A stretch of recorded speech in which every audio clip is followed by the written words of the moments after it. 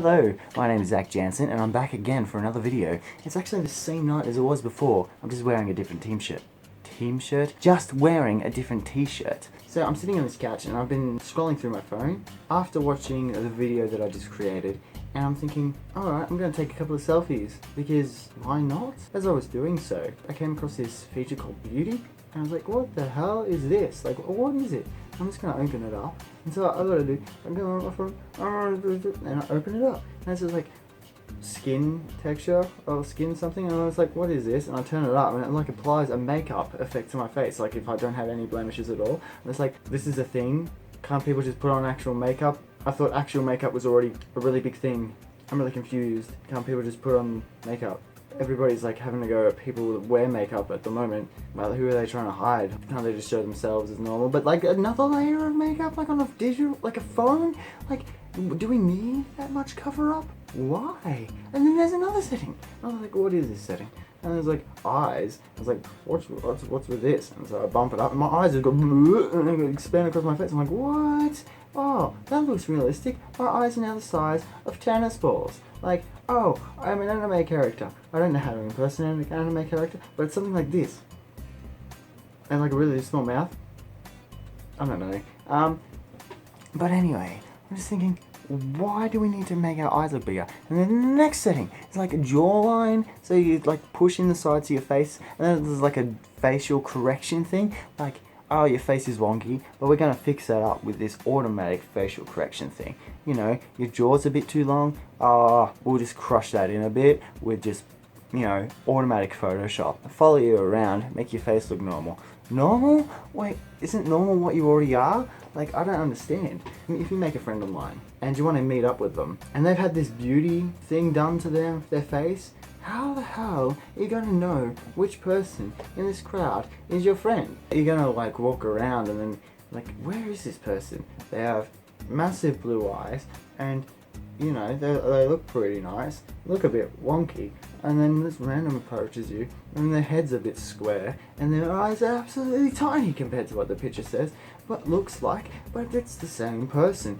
Well, what? Like, can't you just take a normal photo of yourself and just be like, hey, that's me. Profile picture, isn't that supposed to be a profile of your face? Like a... What? Like, why? Seriously, I don't get people. People don't make sense, and it confuses me as to why we have to keep changing the way we look. I'm self-conscious about the way I look in ways, but I wouldn't change the way I look. I don't like my face, but I can live with my face. I can deal with, you know, all this. I just don't know why people have to always think that they need to change themselves just to please other people.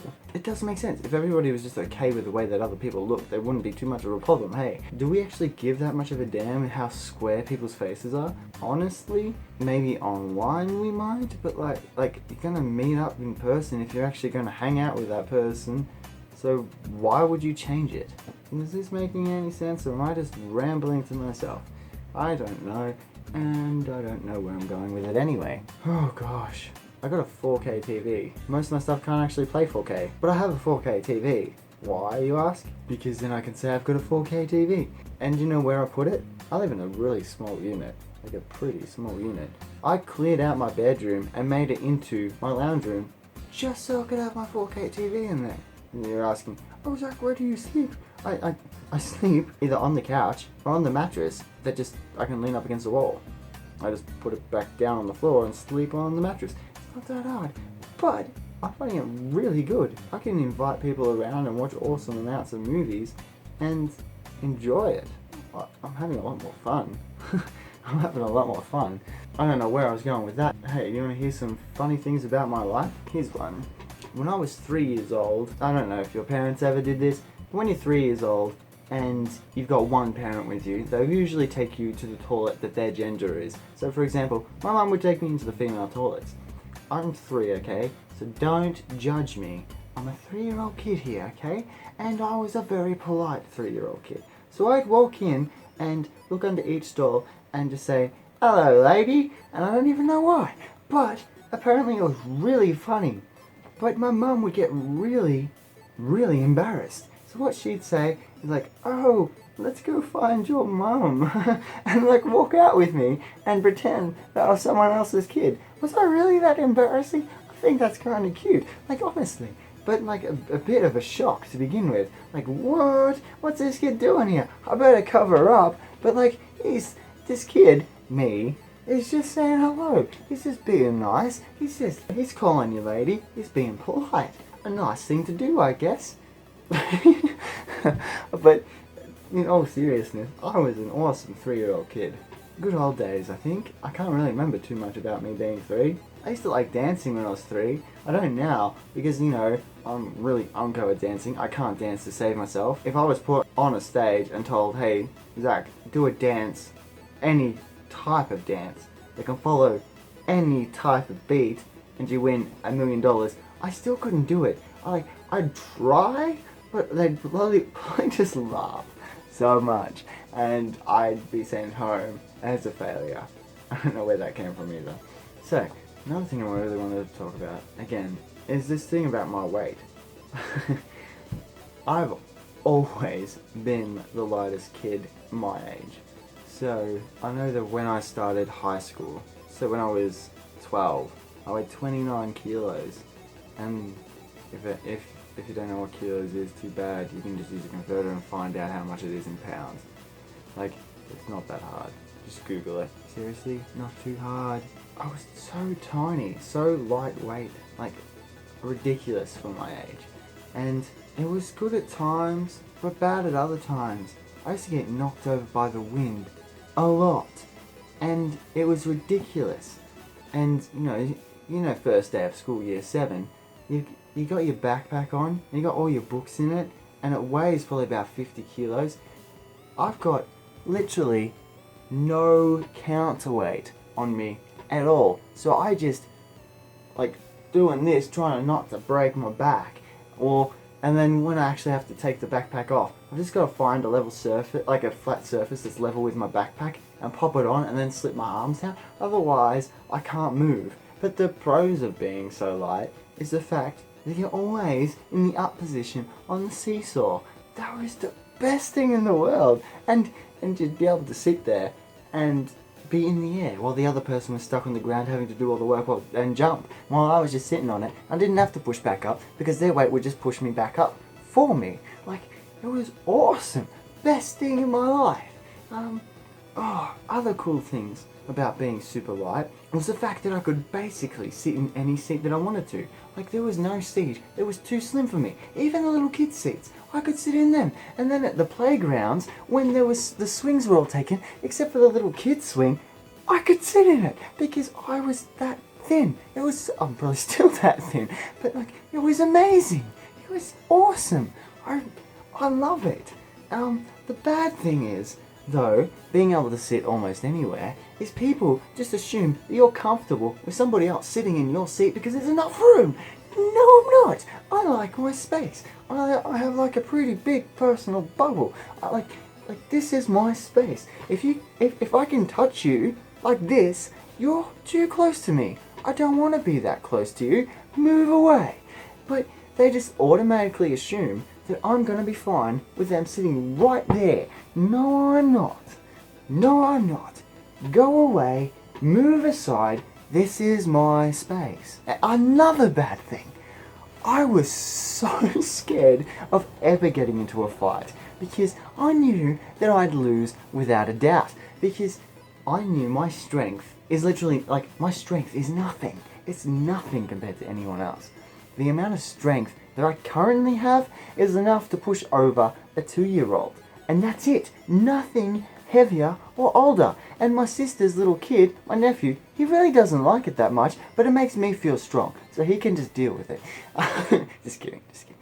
Maybe. But like, I was so scared of ever being in fights because I knew that if they got a hold of me, I'd snap like a twig. Like, I really would. But the good thing about being that light and that thin is I could run really fast because there's absolutely no weight for me to, like, carry along with me. I didn't really need that many muscles to push along 29 kilos in year 7. It was awesome. Oh, another awesome thing.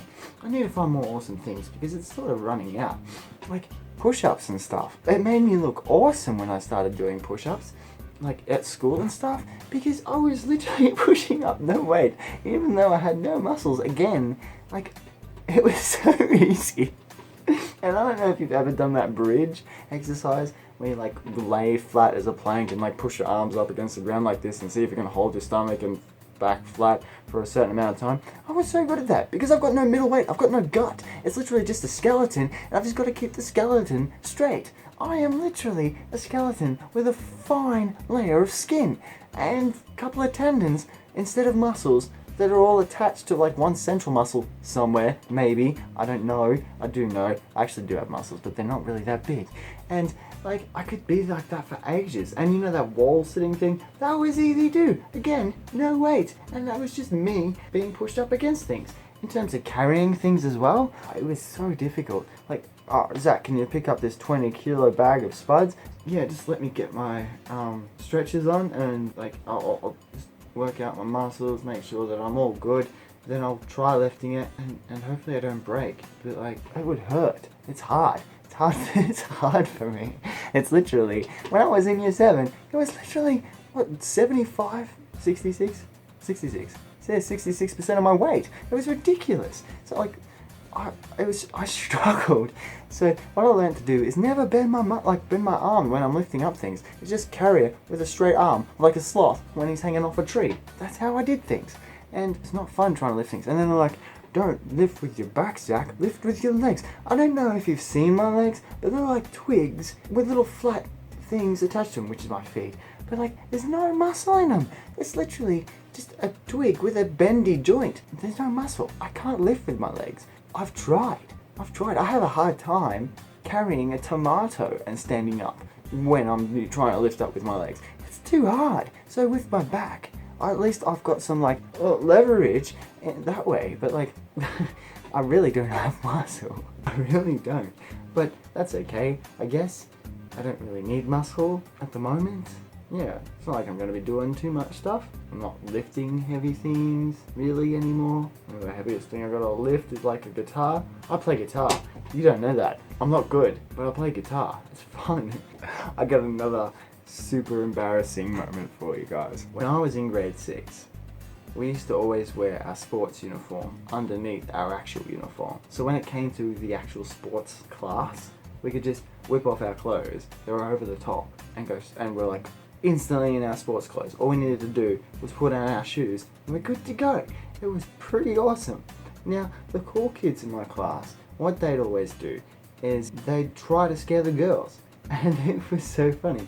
I thought I'd be pretty cool one day and try to scare one of the girls.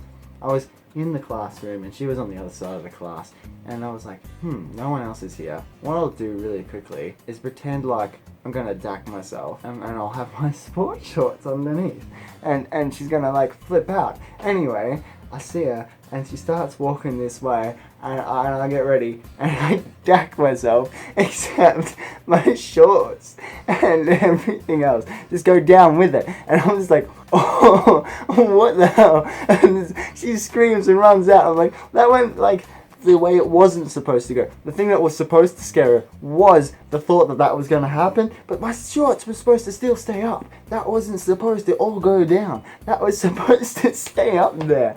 And I was red as hell. And when I left the classroom, I had all these people around her. Like she was fairly off to the side, but she was freaking out. And I pretended like my sports shorts were still up and stuff when it happened, and they're like, so, wait, Zach, why did you dack yourself in front of them? And I was like, I didn't dack myself. I had my sports clothes underneath. Like they were still up. Everything was fine. She must have imagined something. I don't know why she would imagine something like that, but everything was still up. And luckily, because I was a fairly good kid, they believed me. Otherwise, I'm pretty certain I would have had a note home to my parents. But it was a funny moment, and I'm glad that it's a few years in the past and everybody's forgotten about it, except for now, because I've told you guys. But that's okay. You're probably not going to relay it back to that person. I'm not even going to tell you her name. But if anybody does, I'm not going to... I'm just going to be making this video still. But I don't care. Anyway, that's another funny story from me and my weird life. And I hope you enjoyed it. Anyway, I'll catch you guys later. See you next time. Wait. Goodbye.